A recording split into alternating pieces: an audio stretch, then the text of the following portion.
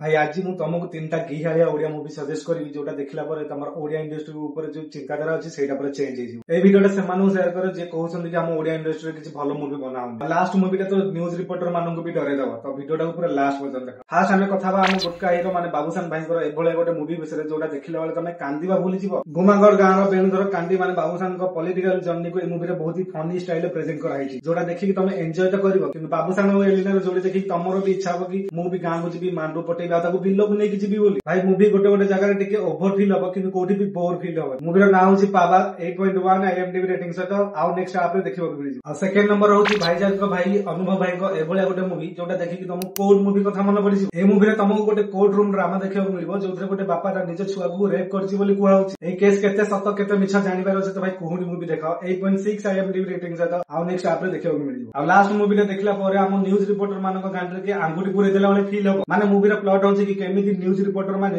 ସତକୁ ମିଛ ଆଉ ମିଛକୁ ସତ କରିକି ଲୋକମାନଙ୍କ ଲାଇଫ କୁ ପୁରା ବର୍ବାଦ କରୁଛନ୍ତି। ମୁଭିରେ ସମସ୍ତର ଆକ୍ଟିଂ ଗୋଟେ ସାଇଡ ରେ ଆଉ ସୁଶାନ୍ତ ଦାସ ମହାପାତ୍ରଙ୍କ ଆକ୍ଟିଂ ଗୋଟେ ସାଇଡ ରେ। ସାର୍ ଆମର ଏଇଭଳିଆ କାମ କରିଛନ୍ତି ଯେ ତାଙ୍କ ଆକ୍ଟିଂ ଦେଖିକି ତମର ପୁରା ଠିଆ ହେଇଯିବ। ଭାଇ ଦେହ ଚୁଟି କଥା କହୁଛି ଆଉ କିଛି ଭାବନି। ଏବେ ବି ଏଇ ମୁଭି ହଲ ରେ ପଡିଛି। ଏଇଭଳିଆ ମୁଭିକୁ ଜମା ବି ମିସ୍ କରିବା କଥା ନୁହଁ। ଭାଇ ଯାଅ ଦେଖ ଆଉ ଏନ୍ଜୟ କର।